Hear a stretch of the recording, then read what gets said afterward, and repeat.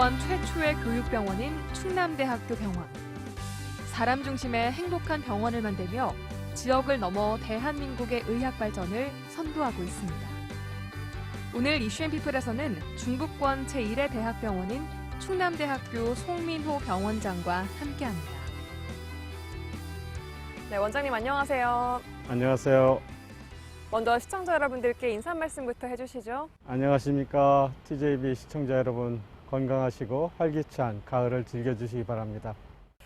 병원장 맡으신 지 3년이 다 되셨습니다. 네. 그동안 어떻게 지내셨어요? 참 바쁘셨을 것 같아요. 네, 맞습니다. 3년 동안 정말 개인적으로 바빴던 것으로 기억하고 있고요.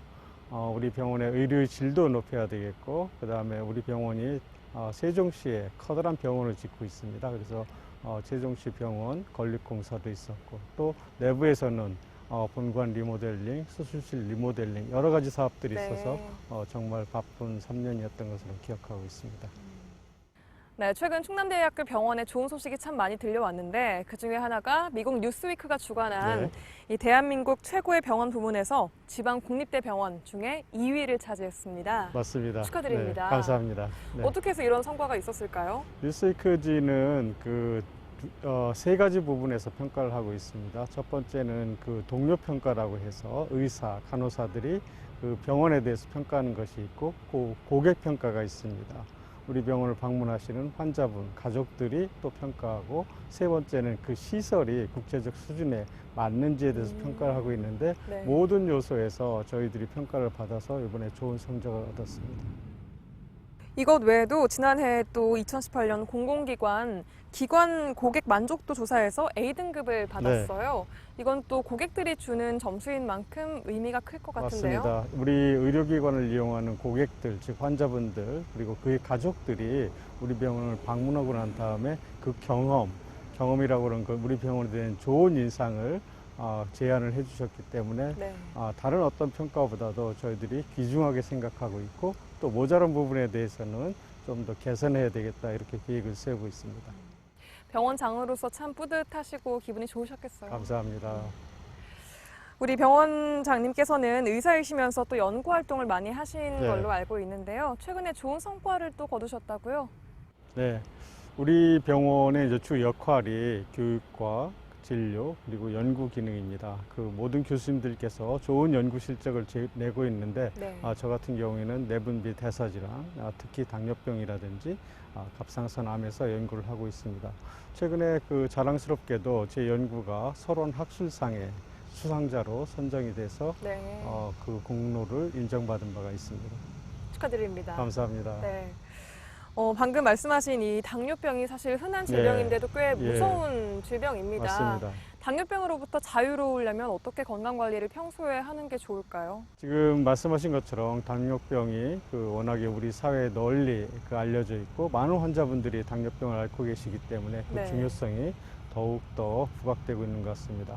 당뇨병으로 자유로울 수 있는 방법들은 여러 가지가 있을 수는 있겠지만, 가장 기본적인 것은 정상 체중을 유지하는 것, 그리고 매우 규칙적인 운동을 하는 것, 이 두 가지가 가장 중요하지 않을까 싶고요. 특히 부모님이라든지 형제 중에 당뇨병이 있으신 분이 있으면은 가능한 한 빨리 검사를 시행해서 당뇨병 위험도가 있는지 빨리 확인하는 것이 가장 중요한 건강관리 방법이 아닌가 생각하고 있습니다. 알겠습니다. 그럼 자리를 이동해서 충남대 병원 이야기를 조금 더 나눠보도록 하겠습니다. 감사합니다. 병원 운영으로 바쁜 와중에도 연구를 꾸준히 이어온 송민호 원장. 환자를 최우선으로 하는 그의 신념이 대화에 고스란히 묻어났습니다. 네, 원장님 저희가 자리를 옮겨서 들어왔는데 지금 저희가 있는 이곳은 어떤 곳인가요? 보니까 카메라가 좀 달려있는 것 같고 굉장히 궁금하시죠? 특이한 기구들이 많은 것 같아요.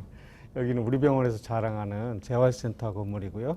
재활센터 건물 중에서도 여러 가지 검사실이 있는데 그 중에서 운동 분석실입니다. 운동 분석실이요? 예, 맞습니다. 운동 분석실은 환자분들이 걸음걸이를 분석해서 이분들의 재활을 어떻게 진단할 것인지, 그다음에 재활 치료 계획을 어떻게 세울 것인지, 그리고 치료 효과가 또 얼마나 좋아졌는지 이런 걸 분석하는 운동 분석실이기 때문에 여러 가지 장치들이 있고 카메라들이 있습니다. 네, 어떤 역할을 하는 건가요? 이렇게 카메라들은? 이 장치에서 환자분이 걷게 되면은 이 몸에 이제 센서를 붙여놓고 걷기 때문에 그분의 이제 걸음걸이의 특성을 저희들이 분석할 수가 있습니다. 그것을 컴퓨터 화면으로 저장해 놓고 추후에 재활 프로그램 후에 이 걸음걸이가 얼마나 좋아졌는지 걸음걸이의 특성이 어떻게 바뀌었는지 이런 것들을 정확하게 분석할 수가 있는 장치이죠. 네.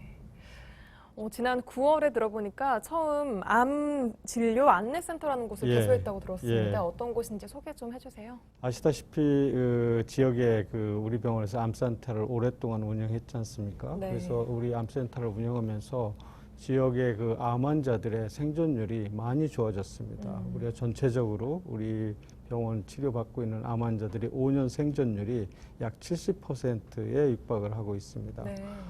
그런데도 불구하고 아직도 암 환자분들이 처음 암이 생기게 되면은 무척 당황스럽고 가족들 사이에서도 이 병을 어떻게 치료해야 될 건지 전문적인 지식을 얻기가 좀 쉽지 않은 경향이 있습니다. 그래서 우리 병원에는 이런 분들의 이런 문제를 해결하기 위해서 처음 암 진단 받으신 분들이 안심하고 진료 받으실 수 있도록 잘 설명할 수 있는 이런 처음 암 진료센터란 걸 만들어서요. 좀 효과적으로 암 환자들이 진료받을 수 있는 이런 시스템을 마련을 했습니다. 그럼에도 불구하고 지역병원의 고질적인 문제 중에 하나가 수도권 네, 편중, 그렇죠. 그리고 예. 또 환자들의 이동인 것 예. 같아요. 그래서 의료진들이 수도권에 편중되는 이 문제, 또 네. 환자들의 그에 따른 이동 문제 네, 네. 어떻게 보시나요? 이 문제는 저희 병원장으로서 매우 중요한 문제로 지금 이해를 하고 있습니다. 그래서 전체적인 것들을 저희들이 파악을 해서 이 문제에 대처를 하고 있는데 먼저 우리 대전시는 의료의 질 평가 보고서에 의하면은 타 도시에 비해서 혹은 또 수도권과 비교해서 의료의 질이 매우 우수한 지역으로 되어 있습니다. 네. 그렇지만 지금 말씀하신 것처럼 희귀질환이라든지 난치질환 아니면 치료가 어렵다고 인식하고 있는 암질환에 대해서 수도권 진료 경향들이 있습니다. 이 수도권과 지역의 의료 격차를 최소화하는 것이 우리 병원의 역할이라고 생각하고 있고요. 그중에서 특히 난치성 암, 췌장암이라든지 식도암이라든지 폐암이라든지 이런 부분에 대해서 저희들이 적극적으로 투자를 하고 있습니다. 그래서 이 암센터에 새로운 기기를 도입하고 진단장치 또 이 질환에 대해서 치료할 수 있는 의료 인력들이 많이 보강을 해서 지금 이런 부분에서 수도권과 격차를 많이 줄여놓은 상태입니다. 최근에는 심장 질환에 있어서도 의료진을 대폭 보강해서 심혈관 질환 수술 이런 부분에서 저희가 1등급 병원으로 네. 지금 유지되고 있습니다. 환자 입장에서도 좀 지역에서 이렇게 치료를 받을 수 있는 네. 곳이 많아지면 더 좋을 것 같아요. 맞습니다. 네, 저희들의 사명으로 생각하고 있고 앞으로 계속 노력해야 될 분야라고 생각하고 있습니다. 네.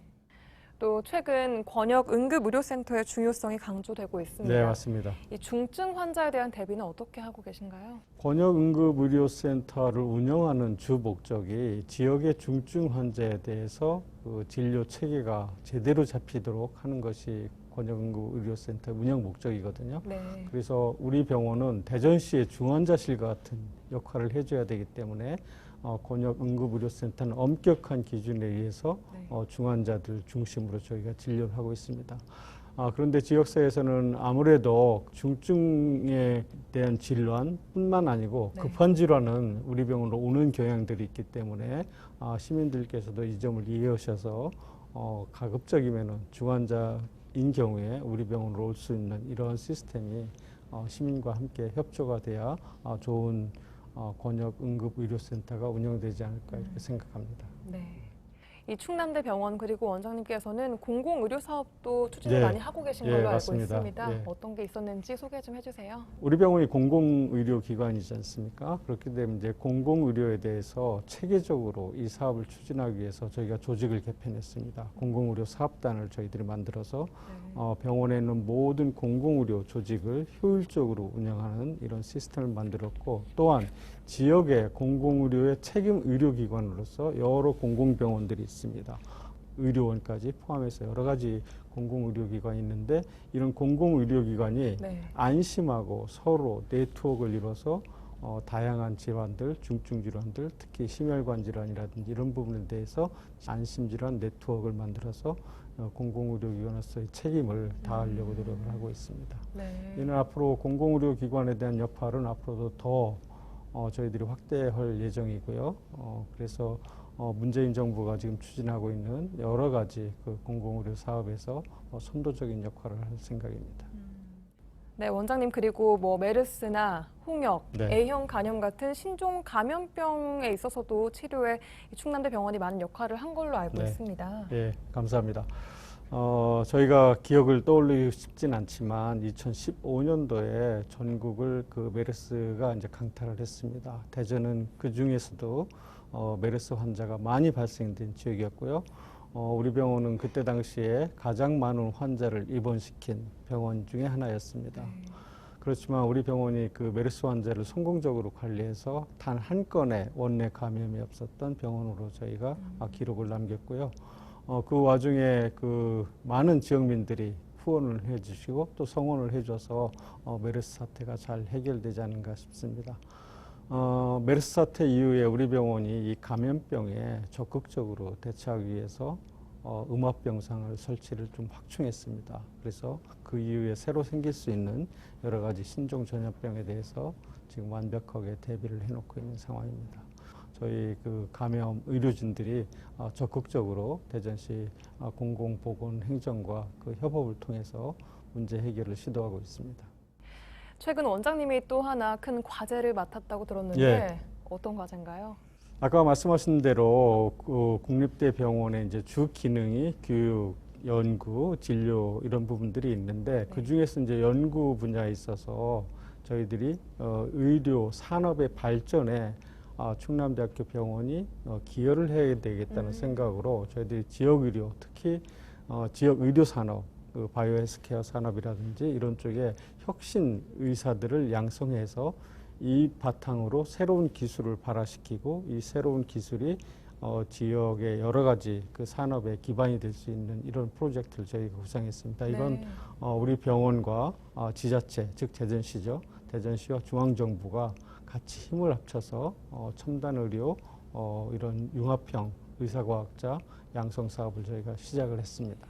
방금 말씀하신 그 바이오 헬스케어 산업이 말 그대로 과학과 의료가 함께 융합되는 맞습니다. 분야인 것 같은데 자세하게 소개를 조금 더 해주세요. 아시다시피 의료라고 하는 것은 과학의 발전과 밀접한 관계를 가지고 있습니다. 특히 4차 산업혁명을 우리가 지금 환경하에서 의료 시스템을 운영을 해야 되기 때문에 여러 기술의 발전을 의학과 어떻게 융합을 시키느냐가 중요한 분야로 생각하고 있거든요.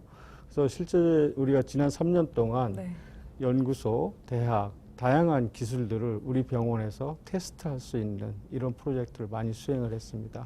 그래서 특허도 나오고 여러 가지 지적 재산권, 논문, 여러 가지 성과들을 지금 보이고 있기 때문에 이런 융합 연구에 열려 있는 장으로서 병원의 역할을 저희들이 부각시키고 있습니다.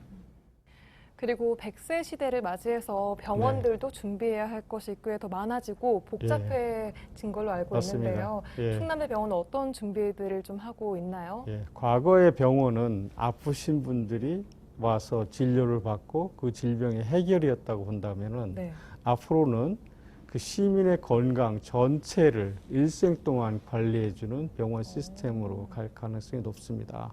그러기 위해서는 병원 정보 시스템과 시민들이 가지고 있는 여러 가지 헬스 레코드, 그 다음에 이런 그 정보 시스템들이 병원에서 일생 동안 관리되면서 이런 그 관리 체계 하에서 전체적인 건강의 문제들을 해결해내야 될 걸로 생각하고 있고요.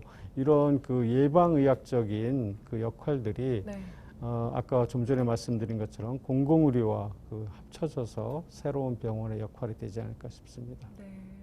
또 한 가지 반가운 소식이 세종시의 충남대 병원 개원이 곧 임박한 걸로 알고 있습니다. 세종 충남대학교 병원은 2017년도에 기공식을 했습니다. 기공식을 하고 현재 그 저희가 예상하는 바로는 내년도 6월이면은 세종 충남대학교 병원이 정식 개원할 것으로 생각하고 있습니다. 지금 막바지 단계에 있고요. 의료진 모집, 그다음에 간호사 모집, 그리고 새로운 진료 시스템을 구축하기 위해서 장비의 도입이라든지 여러 가지 진료 과정들이 지금 준비되고 있습니다. 지금 예상하는 건 아주 성공적으로 개원할 것으로 예상하고 있고요. 아마 500병상의 종합병원으로 개원해서 그동안 그 세종시에 그 선보이지 않았던 종합병원의 어떤 진료 시스템이 새로 도입이 되고 세종시의 그 정주 여건을 획기적으로 개선시킬 것으로 생각하고 있습니다. 말씀하신 대로 세종시에 부족했던 의료 인프라가 구축되면서 네. 세종 시민들의 기대감도 클 것 맞습니다. 같고요. 또 세종시 자체의 발전과도 연관이 될 것 같아요. 네. 세종시가 추구하고 있는 여러 가지 세종시 발전 방안이 있는 것으로 알고 있습니다. 첫 번째, 우리 세종병원이 안착을 하게 되면은 1차적인 그 진료의 문제는 저희가 해결할 수 있을 걸로 생각하고 있습니다.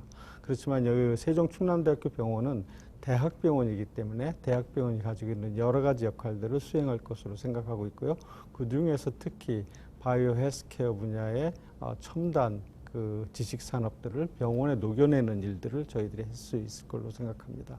특히 그 세종시는 스마트 시티 시범 도시거든요. 그래서 스마트 시티 시범 도시에 여러 가지 중요한 사업들이 역시 병원과 같이 이뤄나가는 이런 프로젝트가 같이 진행될 것으로 생각하고 있습니다. 충남대학교 병원은 그 세종 스마트 시티의 한 구성 회사로 지금 포함이 되어 있거든요. 네. 그래서 이런 스마트 시티를 구현하는데 병원이 참여하는 첫 번째 모델이 되지 않을까 이렇게 생각하고 있습니다. 네, 큰 기대를 해보도록 하겠습니다. 의사로 교수로 지역 내 의료 발전에 꾸준히 힘써온 송민호 원장. 그는 어떤 의사를 꿈꾸고 있을까요? 네, 이제 원장님 개인적인 이야기를 좀 나눠볼까 네. 합니다. 원장님께서는 언제부터 의사가 돼야겠다라고 꿈을 꾸신 건가요?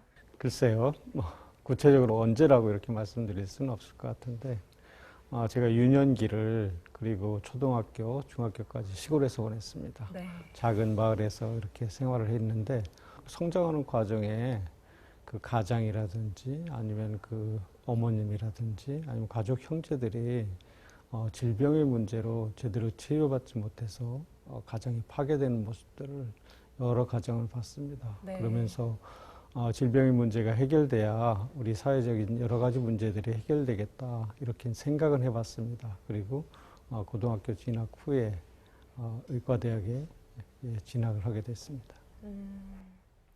그럼 의대 선배로서 혹은 뭐 의대 교수님으로서 의대 진학을 꿈꾸고 있는 우리 학생들을 위해서 어떤 말씀을 해주고 싶으세요? 지금 의과대학 진학이 지금 인기지 않습니까? 그래서 많은 그 청소년들이 의과대학 진학을 꿈꾸고 있는 걸로 알고 있습니다. 그래서 의과대학 진학을 하는 것 자체가 목적이라기보다는 네. 의사가 돼서 어떤 의사가 될 건지를 먼저 정하는 것이 중요하지 않을까 싶고요. 네. 모두 다 좋은 의사가 된다 그러면은 우리 사회가 훨씬 더 좋은 사회 그리고 의료인과 그다음에 환자 사이의 관계가 매우 좋은 모범적인 사회로 발전할 걸로 생각하고 있습니다. 네. 아무래도 생명을 다루는 일이 좀 부담되고 힘드실 때도 많으셨을 것 같아요. 예. 모든 의사들의 고민이 이제 그런 부분에 있는 것 같습니다. 최근에는 여러 가지 질환들이 특히 대학병원에서는 해결되지 못하는 질환들이 너무나 많이 있습니다. 특히 그 젊은 학생들, 그다음에 그 어린 아이들 이런 부분에서 해결되지 못하는 질병이 있을 경우에 의사로서 많은 그 괴로움, 그다음에 고민, 또 의학자로서 해결하지 못하는 것에 대한 자괴감 이런 것들이 늘고 있습니다. 그럼 기억에 남는 환자가 있을까요? 네. 특별히? 대부분 의사들 생활을 오래 하게 되면은 기억에 남는 환자들이 뭐 많이 있게 되죠. 의사로서 성장하는 데 도움을 줬던 환자도 있게 되고 또 의사 생활을 하면서 그때는 이런 진료를 했으면은 더 좋지 않았을까 하는 이런 환자들도 있고 많은 환자들이 이제 기억에 남게 됩니다.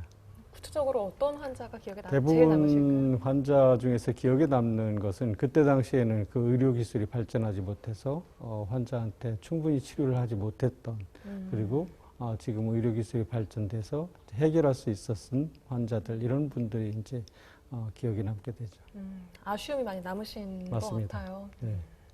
아무래도 환자들은 뭐 치료를 하는 것도 중요하지만 의사가 아픔을 함께 공감해주고 네. 또 아픔을 예. 나누어주는 그런 역할도 꽤 중요하다고 생각을 네. 하거든요. 적극적으로 저도 그 부분에 대해서 이제 생각을 하고 있고요.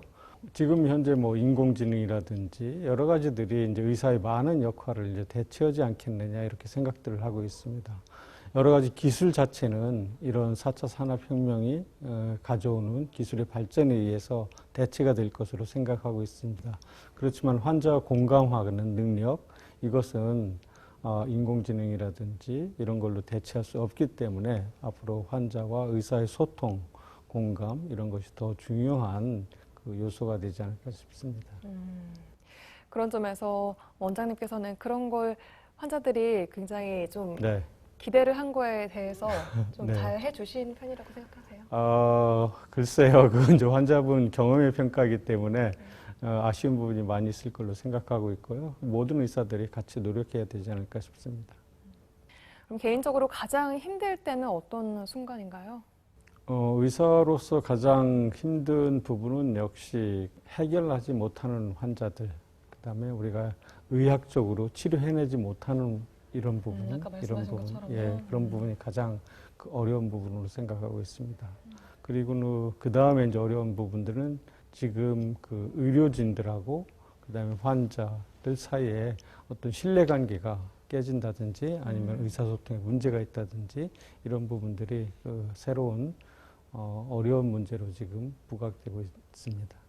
그럼 반대로 이럴 때는 참 내가 의사하길 잘했다 네. 하는 그런 순간도 있으셨을 것 같은데요? 물론이죠. 응급실이라든지 중환자실 아니면 아주 어려운 환자들을 우리가 그 의학 지식으로 해결해냈을 때 네. 그리고 그 모든 가족들이 그 부분에 있어서 고마움을 표시하고 그럴 때 가장 큰 보람을 느끼게 되죠. 그럼 환자들에게 어떤 의사로 기억에 남고 싶으세요? 예, 참 어려운 질문인 것 같고요. 글쎄요. 기억에 남는 그 의사로서는 아무래도 본인하고 소통을 잘 했던 의사다. 그리고 내 문제에 있어서 충실하게 그 문제를 같이 해결하려고 노력했던 의사다. 이렇게 기억이 되고 싶습니다. 네. 네, 원장님께서는 의사이시기도 하지만 또 네. 학자로서, 네. 교수로서 네, 후학 양성에도 힘을 쓰고 계십니다. 맞습니다. 네. 그런 점에서 그동안의 시간들, 또 앞으로의 시간들을 보신다면 어떤 게 가장 또 중점을 둔 부분이신가요? 의과대학 교수는 두 가지 역할이 이제 요구되지 않습니까? 첫째는 이제 교수로서 우리 학생들을 지도하고 또 인력을 또 양성하는 역할이 있고 의사로서 이제 환자 진료의 역할이 있습니다. 저는 주로 이제 그 비중이 아무래도 이제 교수 역할이 좀 더 그 크게 하면서 교수 생활을 해왔던 걸로 생각하고 있고요. 교수 생활하면서 학생들 지도라든지 그 대학원생의 지도, 그 다음에 함께하는 연구 이런 걸 통해서 교수의 역할을 해왔다고 생각하고 있습니다. 그래서 병원장을 마치게 되면 역시 네. 마찬가지 이 교수의 역할을 좀 더 충실히 할 수 있는 이런 생활로 돌아가고자 합니다. 강의실에서는 어떤 교수님이셨나요? 그래서 강의실에서는 무서우셨을 것 같기도 해요. 그렇습니까? 네. 왠지 그러셨을 것 같은데요. 예.